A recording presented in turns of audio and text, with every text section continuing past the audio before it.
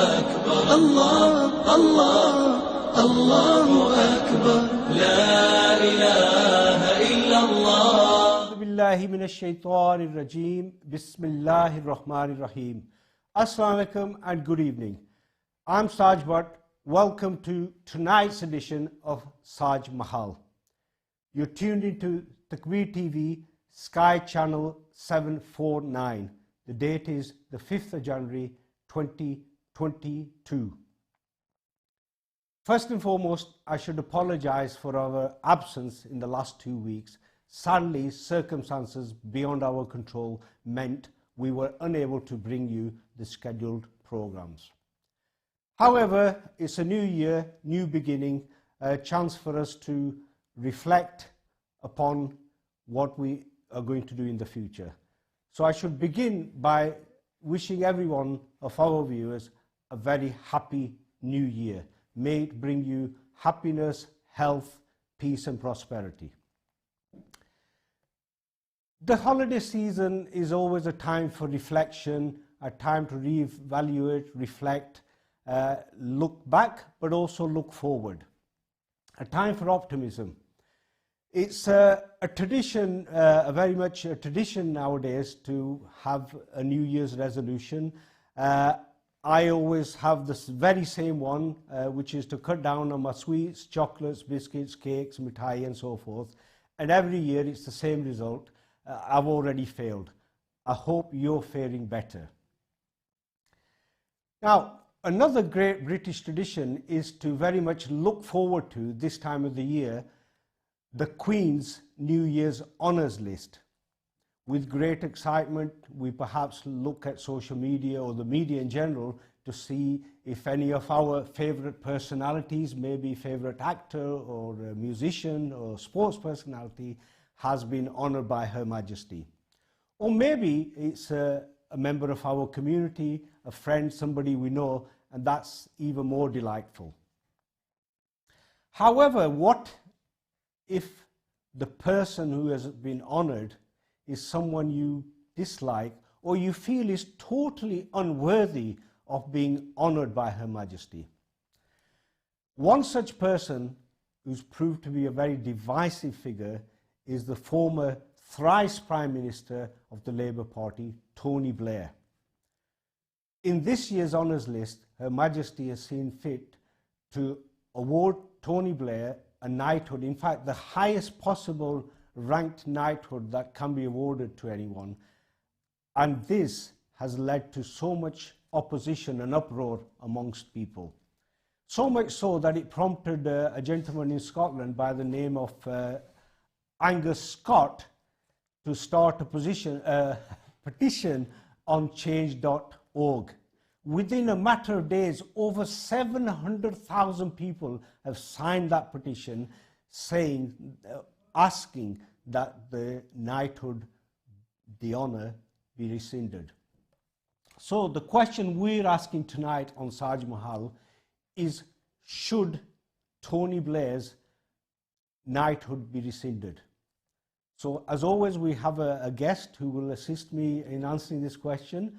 We would love if our lovely viewers will join us, participate us. We will be putting the live number up very shortly, 0161 5299 455. 0161 5299 455. We would welcome your views. Whether you are very much for Tony Blair to keep the honour and you feel that over the 10-year period he did an excellent job. There were some hiccups. The opposition, obviously people who, along with those 700,000 people, very much I think focusing on the role that he played in cahoot with George Bush, the American president, in relation to the taking over and bombing, etc., of Afghanistan and Iraq. And I think that is the most controversial part of it. Of course, the specific part of that was the issue regarding WMD, weapons of mass destruction, which ultimately were never discovered. So I think that's the controversial part for Tony Blair. Hopefully we don't just focus on that. There's many other aspects of that Labour government, which was in power for three elections, 3 terms, I should say. Okay, so without further ado, I think it's time that I should introduce my special guest. Born in Scotland, educated or moved to this part of East Lancashire, educated at Skipton High School, went to Leeds University, did a degree in English and art history, has been a lecturer, he's an activist, socialist, trade unionist, a very prominent member of the local community, particularly so very much passionate about the Palestinian cause. He's been there many times, he has many contacts, does a tremendous amount of work with regard to that. He's an author of several books, he has written a few plays as well. The very multi-talented, it's a great pleasure for me to welcome our guest this evening, Richard McSween. Richard, how are you? Are you there? Yes, I'm Sam, and thank you for watching. Anybody watching can decide for themselves how intelligent I am, of course. You know, I'm not going to shout that from the rooftops. Well, good evening, welcome. It's great to have you, Richard. Straight to the heart of the matter. The question we're asking, should Tony Blair's knighthood be rescinded, and if so, why? Well, the short answer is yes, I think it should. It does lead into a second bigger question, which is the whole honours system anyway, and maybe you don't want that to be discussed too much today. But going back to what you have to say about Tony Blair, and your particular focus on the that he led us into, is to the point of the thing. I'm interested in hearing you say the number of the people signing the petition, the signatures on saying he shouldn't get the Knights of Garter is now 100,000. Something like this, it will soon be somewhere up to the number of people who marched against the invasion of Iraq that Tony Blair insisted had to happen. And on that occasion, there's no doubt the ordinary people, made sense what was a sensible thing to do than the Prime Minister did. You know, I mean, what we're talking 2 wars, going along with the United States in Afghanistan, and we know what a mess that is. After 20 years, a mess of a retreat, which wasn't Tony Blair's fault. You know, it was the Boris Johnson government, but it's Tony Blair who took us in, and the Iraq War, which, you know, for all, I remember the post, mission accomplished, that George Bush had strung up on a battleship. What's been accomplished in Iraq has been another mess. Tremendous loss of life, both Iraqis, British and American soldiers, and a political situation which is even, well, much less stable now than it was when it was attacked. So certainly in terms of the war, it's been a complete failure. Okay, thank you. But should Tony Blair's premiership just be defined by that one episode? Obviously, there's a lot happened during his career over a 10-year period. Should we not also be looking at his, you may refer to as legacy, the other things the Labour government did under his premiership?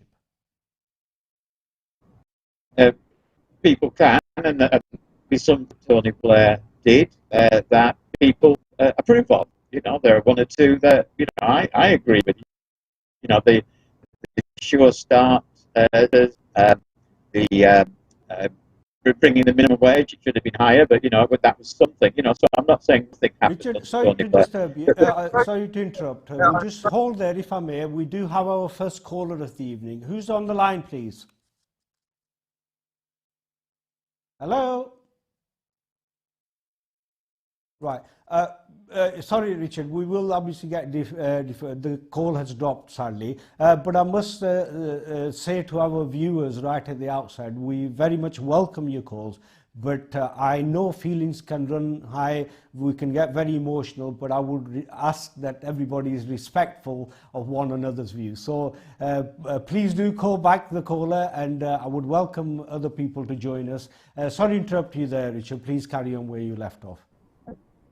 Well, I mean, there's other things that Tony Blair might have done that we might approve, might well be the case. The thing about it, and it leads into the second question of why people are given honours at all, is yes. We aren't told why he's been given this honour. It's in the Queen's gift, I understand, but it seems to be fairly automatic for ex-presidents, and this links to the question of Blair given as ally, and because of that, unfortunately, there might be lots of things. Yeah, we're struggling to hear you, Richard. With the internet connection, unfortunately, is really badly. Yeah. Actually, Richard, this might be an idea. I wonder if you can call us back on the live number, which is on the screen. I don't know if you can see it. If you can maybe give us a call on that, or maybe 0161 5299 455. Perhaps if you can call us on that, maybe we might not be able to see you, but at least hopefully we'll be able to hear you much better. Okay, so whilst Richard tries to sort that out, I'll try and pick up the baton. And I must say, tonight in particular, as always, as the host, the things I may say or express are not necessarily my personal views. As the host, it is always the job to try and put an alternative view across. So whilst we are waiting for perhaps any Tony Blair's supporters to ring up, on behalf of Tony Blair, I'd like to just make the point that Richard was developing in terms of some of the perhaps achievements of his particular government.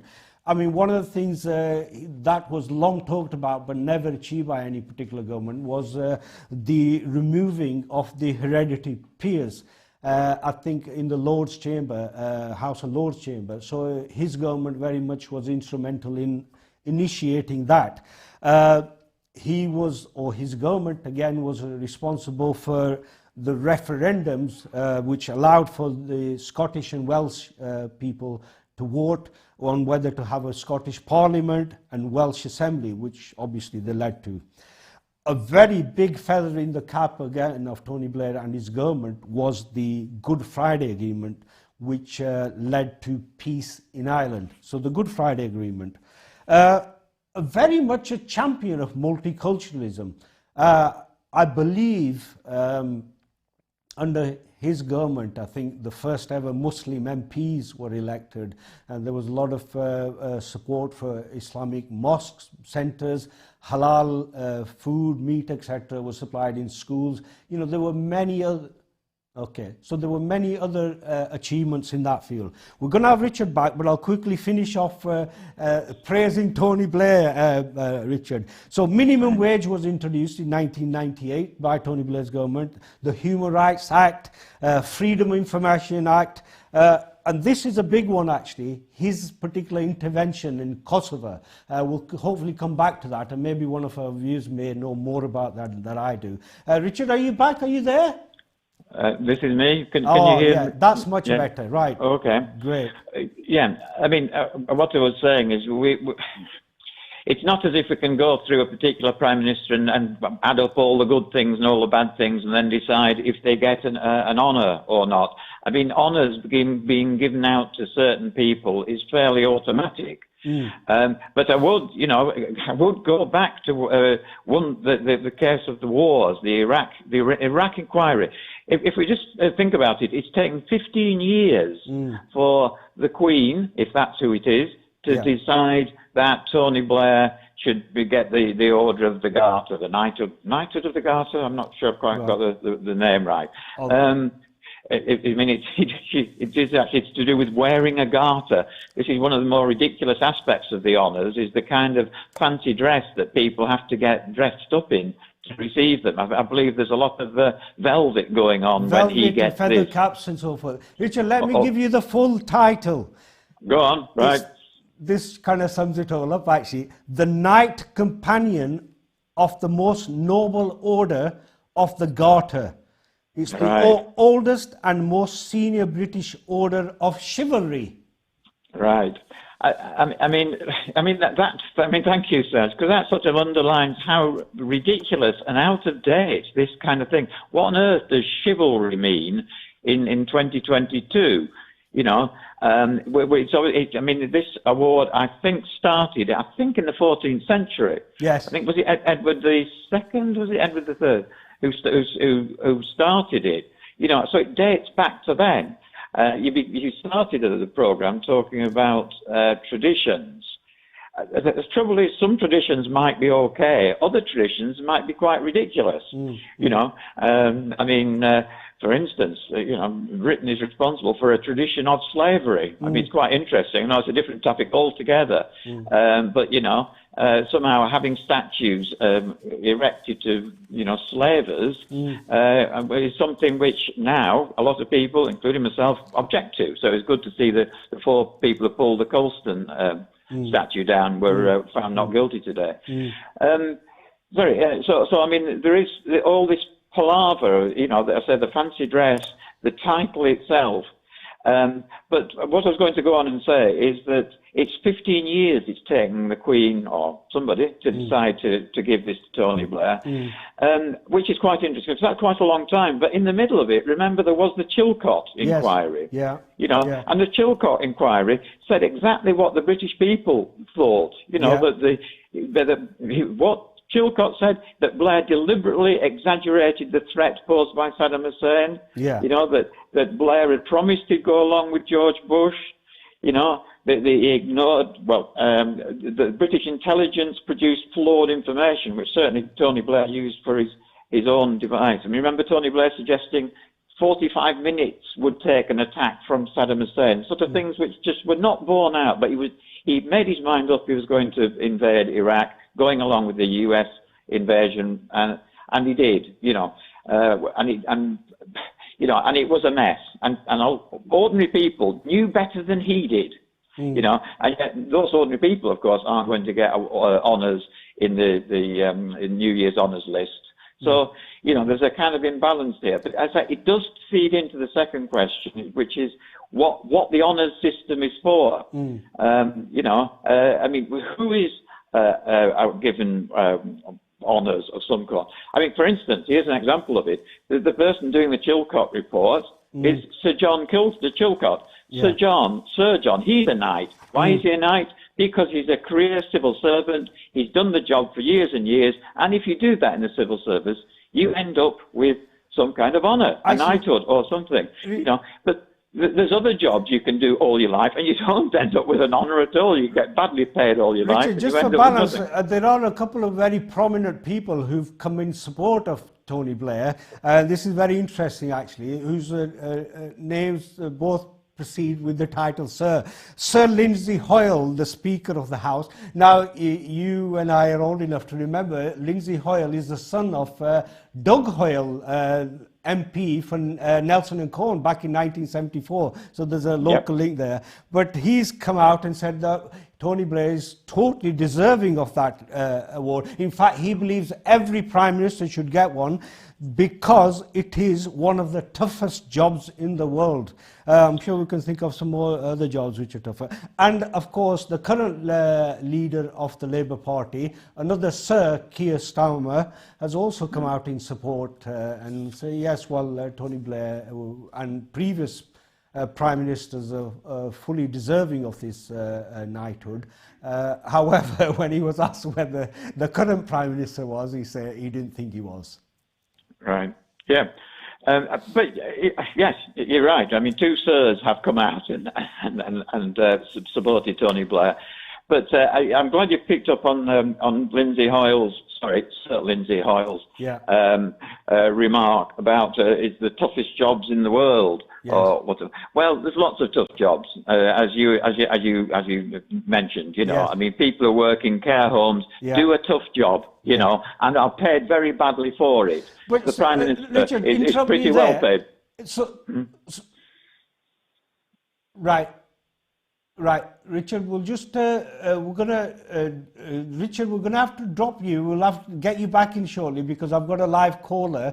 Okay. I believe Councillor Mayor Mohammed Iqbal, MBE. Is that you, sir? Mayor Iqbal, former Mayor Councillor Iqbal Saab, MBE. Are you there? Good evening and assalamu alaikum. Wa It's a alaikum. pleasure to be on your program, and a good evening to my good friend Richard. Yes, thank you very much. Thank you. I know you're a very busy person and you are actually on duty this evening. So thank you for taking out a few minutes to talk to us. What I wanted to ask you was about your experience of MBE, of getting the MBE and how it felt. Just tell us very briefly the day and how it made you feel. Are you very proud of that award? And just talk us through that, please. Yeah, I mean, in terms of when I got notification, it came as a complete shock to me because you don't get any prior notification. The first thing that you find out is that there's a letter that comes through the letterbox from Her Majesty the Queen saying that she's minded to give you this award. So naturally, I was shocked, but pleasantly shocked. Yes. And the ironic thing is, Saj, that you can't tell anybody. All right. Because if you tell anybody before she announces it, then you're in trouble with the Queen. You get it so rescinded. you could get it rescinded. But I think, you know, as I said at the time, that, you know, my award was awarded to me by the Queen, but I think it reflects the community that put me into that position. And, you know, people like Richard, people like yourself, and others who I look up to Very kind of you. as a young person, you know, deserve this award. But it was awarded to me, and, you know, I was honoured to go to Windsor Castle a couple of months ago to receive it on behalf of the people of Pendle for service. Can I ask who you went with, Iqbal? Well, I went. I was only allowed to take one guest, and Right. you know, that was a very difficult choice. But in the end, I took the easy decision and took my wife with me. Yeah. Okay. Well done. Yeah. Good. But yeah, you know, it's a recognition, I think, of the area that we live in and serve, Okay. Yeah. and the people that nominated me. You know, I'm grateful to them. The ironic thing is that you never find out till even the day that you die that who's nominated you. Ah, right. Okay. Well, I mean, it's totally deserved. You are one of the most hardworking and sincere people that I've met, and I shall never forget the personal assistance you gave me when my late father passed away. And I know you've done that for hundreds of people in the community, and that's just one aspect of your work. So, you know, it's totally deserved and so forth. Now, tell me, when you went to House of Windsor, in addition to getting your honour, were you offered any food or a cup of tea or anything? I wasn't offered even a glass of water, Saj. Well, one of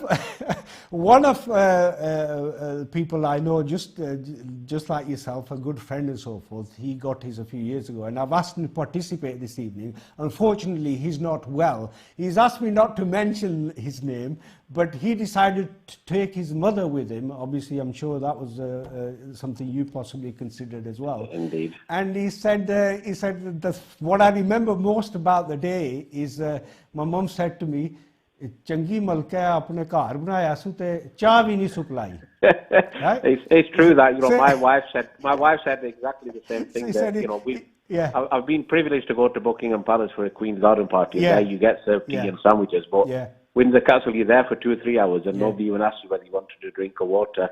Right. Okay. Well, I've done better in some ways, and I've not been invited for any honours or anything, but I have been to Windsor Castle, and I got a full meal actually, and I actually even got there you go then. Saj. I even got to talk to the Queen as well. But anyway, brilliant. Well, thank you very much for calling. I really appreciate it. Thank you, Saj, and you do an excellent program, and long may it continue. And inshallah, one day I'll come to join you in person. Thank you very much. Great. Thanks for calling. Thank you. Allah Hafiz. Okay, Allah Hafiz. Thank you. Okay, right. See if we can get Richard back. Richard, you need to call call back to us. Whilst we're waiting for Richard to get back to us, Richard very briefly touched on the links of these awards, and quite often the OBE, the MBE, CBE, etc. There's a reference to the empire, and there's obviously traditions of slavery and so forth. So with regard to that, there have been a number of people throughout history who've actually turned down, some very controversially, the awards. I mean, for some, it's the icing on the cake, it's the pinnacle of their career, and it's a chance to be patriotic. But for some, as I said, I'll go through that list shortly. I believe we've got another caller. Who's calling, please? Hiya, it's Mashouk. Mashouk, thank you very much for calling. Another, is it OBE or MBE, Mashouk? OBE. OBE, mashallah, right. Okay, so tell me about your experience, how it felt, and how does it actually affect your life? Well, to be honest, it's not affecting my life in such a great deal, because I still am doing what I did before, and I got my award for services to the community of young people. Yeah. So obviously, a part of that was my job. Yes. At school, but mainly it was for helping young people get to university. Yeah. It was about doing the football on the weekends, getting them involved in, positive activities, things of that nature. And it did. It felt an honour, just like Iqbal mentioned. And you're not allowed to tell anybody. Yeah. But it was a great honour. Yeah. And like I said, if it's given for the right reasons, yeah. Yes. Yeah. Iqbal's got it for the right reasons. Yeah. He tirelessly works for anybody and everybody, for his area, for his community. So, for that... As you do, Mashouk, I've known you for a very long time, and you've dedicated your life to young people, and it's fully deserved in your case as well. So, but tell me, who did you take with you? I took my father and my brother, my son. My son and my dad went, and my dad was more excited than I was, to be honest. And of course, he had some, am I right, he won some war medals, did he? Is that right? Yes. Yeah. He had the Burma Star, did my dad. Very good. And yes, and on the day, we actually did get a drink, to be honest. we got... we were in the room, the ones that were receiving it were in the room, and there was, soft drinks and obviously champagne. I think it's the cutbacks now, Mashouk, Possibly. Yeah, but the only thing my dad had to do was take his flat top off when we went inside. Yes. So, he had to do his comb over like he had, as you know. Yeah. And then as we went inside, it was Prince Charles on the day. It wasn't the Queen. Right. She wasn't. And Prince Charles asked me, he said, "Oh, Nelson, I know Nelson well." Yeah. And I said, "Yes, sir." Yeah. He said to me, "Who are you here with today?" And I said, "I'm here with my father." Yeah. And he said, "Is that the gentleman with the Burma Star?" So he must have recognized his medal. Yeah. So that was a true honor for me, for him to recognize my dad. Yeah. In a crowd of people. Yeah. So yeah, it was a lovely day. Like I said, it was an honor for me to take my dad into Buckingham Palace. Because he said, as we walked in, he said, "Puppet, I always thought, I wonder what it's like in there." Yeah. And I said, "Dad, today you're going to see it." So, Mash, you mentioned your father, and a gentleman we both knew and loved very much was the late, great David Blizzard, who was very much against these awards, actually. And this is the reason why I'm mentioning it. He was awarded the OBE, and it was such a difficult decision for him. It was a real dilemma to, receive something that he opposes and didn't believe in. And then he told me, I thought about my mother and father and how much it meant to them, it would have meant to them, and how much they would be pleased. And in the end, he decided to go for it in order to please his parents. Yeah, he should have been a third, in my opinion. Have we got another caller waiting? Yeah, okay, Mashouk. So if you'd like to just finish off, Mashouk, please. Thank you. Yeah, just to say, David Blizzard should have been a sir, in my opinion. Well done, yeah. Going on to Tony Blair, basically he did some good things in this country, but he became a follower of the policies of America, like Britain always does, which is never always good for Britain. Yeah. In my opinion, I think just for what he caused in the Middle East, I don't think he should get it. That's my personal opinion. Thank you. Right, appreciate Thank that. you. Thanks, Okay, thanks, Mash. Take care. All the best. Cheers. Thank you. Right, who's the next caller, please? Hello. Hello, assalamu alaikum. Wa alaikum salam. How are you doing? I'm good. How are you? Is that my lovely niece, Smiler? It is your one and only. Right, Smiler. Tell us what are you thinking? What are your thoughts? Well, I'm going to side with Richard here. I don't agree especially with Tony Blair getting a knighthood of any kind. Mm-hmm. I think, putting it quite bluntly, the man's got blood on his hands. Right. And I think if you're in such a position of power and you abuse that power, now we know that power was abused. The facts have come to the front. The public knows that Iraq did not have weapons of mass destruction. And this man, this is where the book stops with the Prime Minister. So he didn't do anything great for all those people that have lost children. He didn't do anything brilliant for them. And I feel quite passionately about that. So I would say, no, he doesn't deserve a knighthood. Perhaps, as you've mentioned, so Lindsay Hoyle, David Bezod, you've mentioned these are the kinds of people that have put things into their communities, put their blood, sweat and tears into the communities and helped the country grow in a way that I don't think Tony Blair has, and many other people. And I kind of missed the part of the program where you're mentioning people that have refused. I actually haven't gone through that list yet. I think Shu called or you called, so I haven't actually been through the list. And I think those are the people that actually make a real difference. People like David Bowie, recently Michael Sheen, who's sold all his properties, and people that really devote themselves and give. And so are you saying, are you not favour of the honour system then? Is that what you're saying? No, I'm actually not, because as Richard said before, it kind of does go back to those imperial roots and Great Britain is Great Britain for a reason. It is Great Britain. I do love this country. It is my country. Great. But the things that were wrong were wrong. We have to say what was done. Okay, just very quickly, Smile. I mean, Tony Blair, okay, you say what he did in Iraq or Afghanistan and so forth. But, we live in a democracy. I know 700,000 people have signed the petition now. Over 1 million people marched back then.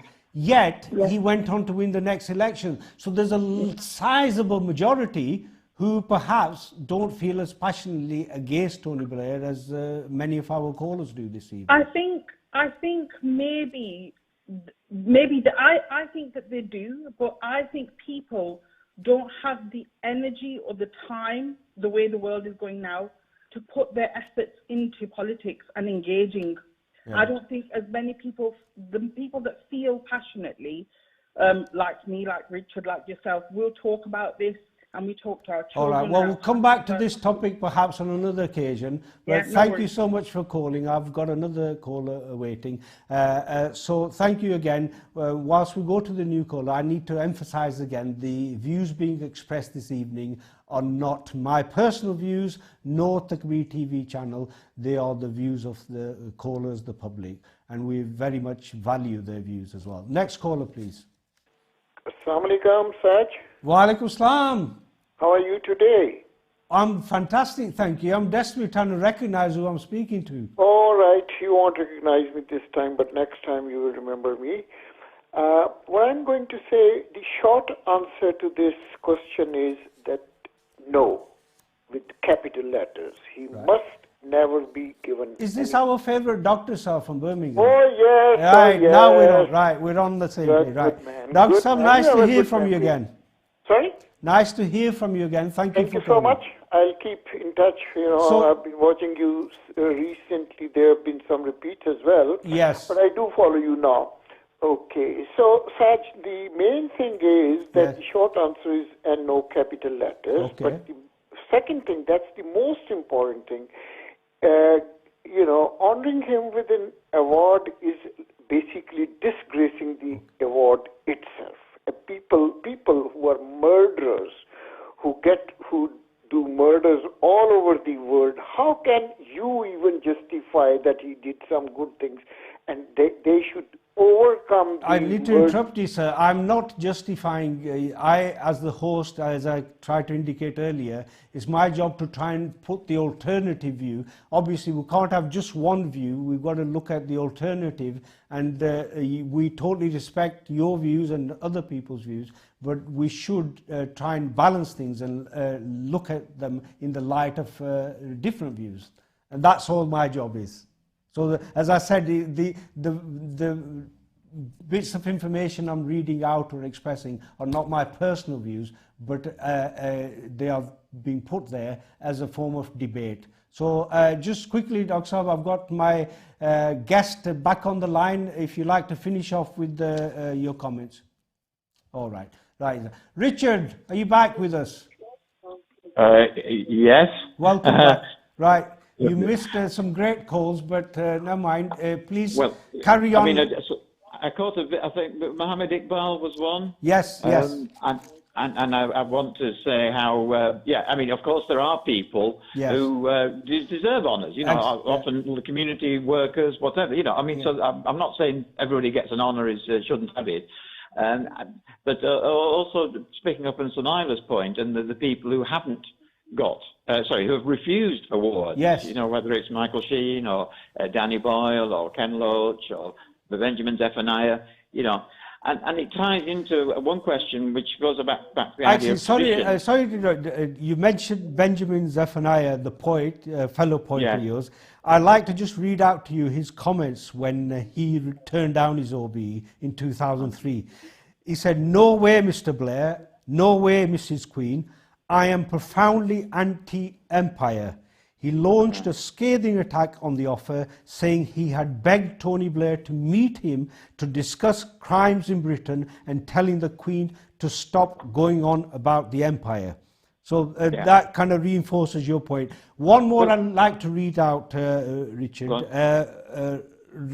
Rabindranath Tagore, the famous author and poet and Nobel Prize winner in literature, was knighted in 1915. So this isn't a new phenomenon. He renounced his knighthood in 1919 in protest over the Jalalian Bagh massacre, very famous massacre which happened during the Parthian Empire. So, okay, carry on, Richard. Well, I mean, I wonder how many other Indian or non-white British people actually got an honour when Tagore did back in the early part of the century. Certainly, I mean, I would have thought very, very few. That's right. And I've not looked at the whole list now, but I'd be surprised if it was very diverse. I would think, even though there's been some movement in that direction. There has actually. We need to, again, on balance, there is within part of the honours system, there is, I don't know if you're aware, they have a diversity committee, which I was really pleased to hear about, actually. They meet twice a year and they oversee the honours system to make sure that they embed diversity and equality, and it properly reflects. It is properly reflective of UK society. So whilst you may be overall, and some of our viewers, critical of the honour system, but within it, at least we can say that there is an attempt to diversify and make sure there is diversity and equality. Yeah, well, I think they are making an effort these days. Yeah. Just how far that's gone, I don't know. Yeah. And there might be a question about numbers and so on, and whether it's still a little bit tokenistic. I would think it is. But just going back to one thing you said, Benjamin Zephaniah's comment about empire. Yes. I mean, look, when you've got awards called Commander of the British Empire, OBE, Order of the British Empire. Yeah. The empire, thank God, has gone. Yeah. So why on earth we're having awards still called that, as if we were still in the glory days, not that they were, of 150 years ago or something. It's quite absurd, and it really puts people off. Yeah. I think, Benjamin Zephaniah. Well, the strangest one I found, Richard, is something called Order of the Bath. Right. I've no idea. I've no idea what that is. Yeah. I mean, there's literally hundreds of these awards, isn't there? And I just saw that one, and I thought it was worth highlighting. Order of the Bath.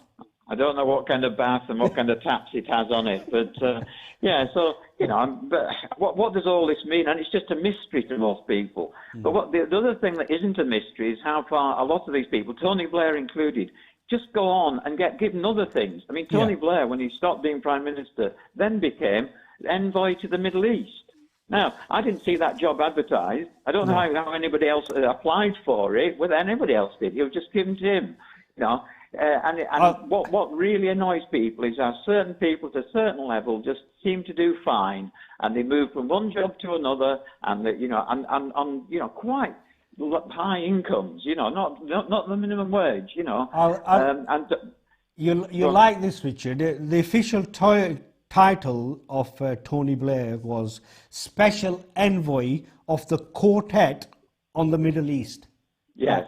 Now, you'll love this next bit. I remember writing it down. This is one of the newspapers wrote this about. It was a headline in response to this job that Tony Blair had been given. And he said, it's like King Herod being appointed as a babysitter.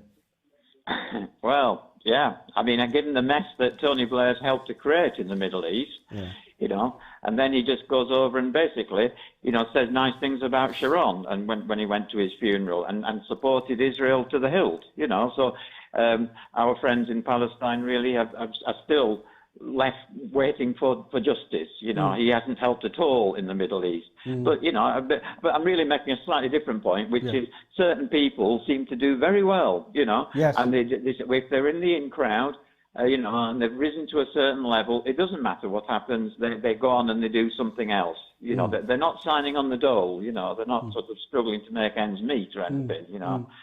So it's kind of, for all there are gestures in the honours list now to give honours to let's call them ordinary people. By and large, they aren't going to ordinary people, and there's lots of people who are doing very well still. And in any case. So, you see, we started off talking about Tony Blair. Should he get this award? But it's a bit like saying the House of Lords.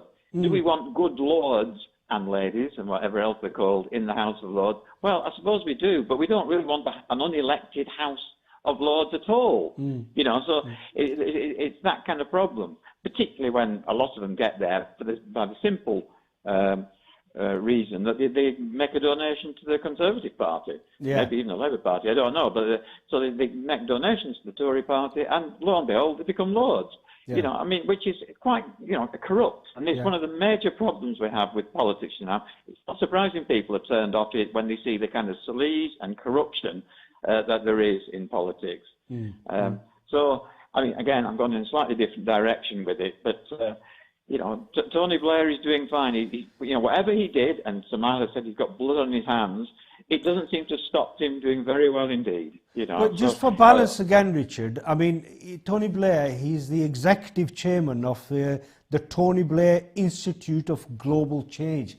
Now, I don't know too much about it, but apparently that has done some good work. Do you know much about it? I don't know. I don't know anything about it. Isn't it just a money-making machine for him?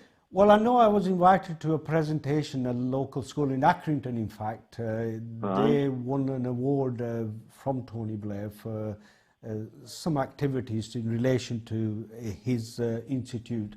But it seemed to me there was some positive work being done in that line. Richard, what I want to touch on, I was hoping somebody might bring this up. Would you say, obviously it's the majority of the Muslim community who feel aggrieved with Tony Blair, but not necessarily so, because looking at the 700,000 people who signed this petition, it's people of diverse background and so forth. But because these were Muslim Islamic countries, is there a sense, would that be a fair comment to make, that Muslim countries were particularly picked upon, and this was part of the agenda of George Bush and Tony Blair? Well, possibly, although my reasons for opposing the war wasn't because they were Muslim countries. so it was just because invading those countries, it seemed to me to be completely counterproductive and just produced a bloody mess. Yeah. Okay. So you know, yeah. So well, I don't think that. Okay, so intervention in those two countries were clearly wrong. But what about Kosovo? I mean, you know, it was really Tony Blair who initiated the intervention there, and he apparently got hold of Bill Clinton and convinced him to join in the efforts. And there was a lot of Muslims being killed irrationally, and the intervention there actually helped to save the lives of countless Muslims. Quite possibly, you know. I mean, it might be that intervention did help, and certainly I don't want to underestimate the slaughter, you know, genocide of Bosnian Muslims at Srebrenica. Yeah. You know, it was absolutely terrible, of course. You know, I mean, but we're back to it. But, you know, that's when I'm not saying that Tony Blair never did anything any good at all. You know. Yeah. I mean, you mentioned Northern Ireland, you know, which was certainly having grown up with, you know, all of that for decades, for somebody to actually make something different happen and bring some sort of peace, you know, must have been a great thing, you know. Although, arguably, even though Tony Blair was Prime Minister, I remember it was Mo Molan who actually did a lot of the getting people together, the talks and the changes that needed to be made. So, you know, one of the problems we have is that the Prime Minister sort of becomes the hold-all for everything that the government does, even though there might well be other people in the government who are doing a lot of those things. Well, I think that's partly fair, because if things go wrong, as they did in Iraq and Afghanistan, obviously he takes a flak as well. Any leader in that situation, that's what tends to happen. Yeah, I mean, but the Iraq was very much his decision. Yeah. You know, I mean, not even a cabinet but decision. No, Richard, when you say his decision, I mean, it was Parliament who voted on it. He may well have led it and initiated it, but, you know, people or members of Parliament from both sides of the all colours of parties, they voted for it, and it was an overall majority. Well, that's true, you know, and people can't, I mean, a lot did vote against it, so I can't remember the voting now. Yeah. But you're right. I mean, those members of Parliament are responsible for what they chose to do. That's right. But at the same time, they knew that he was pushing it very hard. Yeah. And he, you know, I mean, basically the Shilcock report suggests he misled the Commons about the Parliament about the real situation in Iraq. But then we talk about, okay, the politicians being swayed, or perhaps they were lied to in the House of Commons, but the overall majority decided that that's the decision they would take, go to war. But at the end of that term period following on, there was a general election, and I think a lot of people thought, because of the war, or our participation led by Tony Blair, that the Labour government will be defeated, but they weren't. So people at large, millions, okay, demonstrated and felt they were against the war, but then many more millions voted him in again.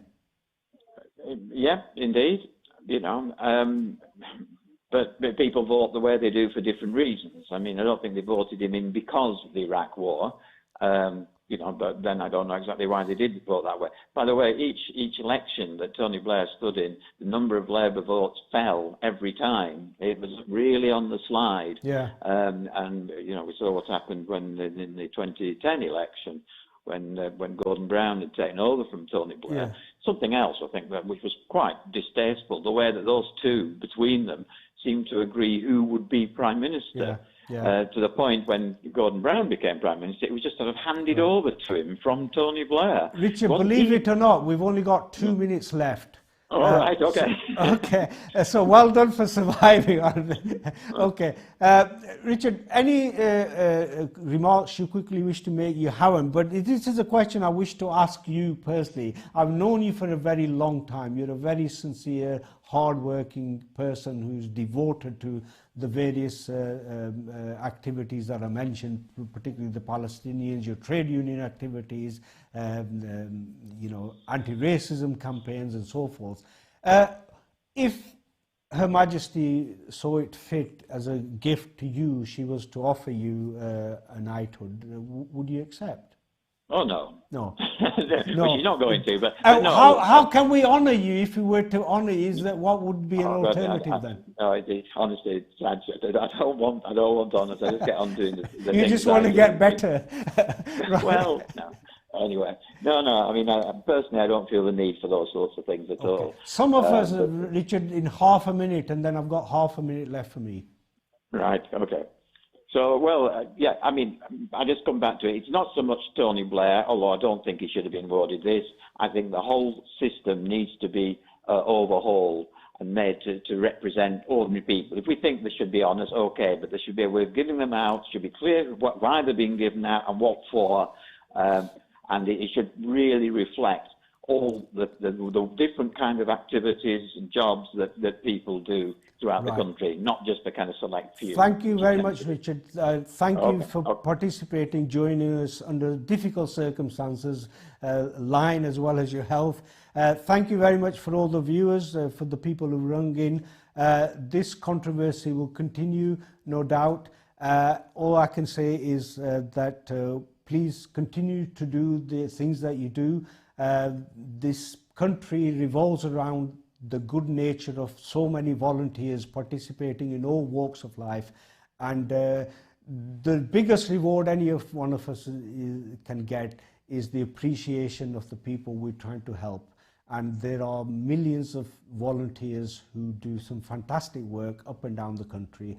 Congratulations to them, thank you to them, and congratulations once again to those people who have been honoured by Her Majesty in the past and any who may have currently been honoured in this year's system. Thank you very much. Assalamu alaikum.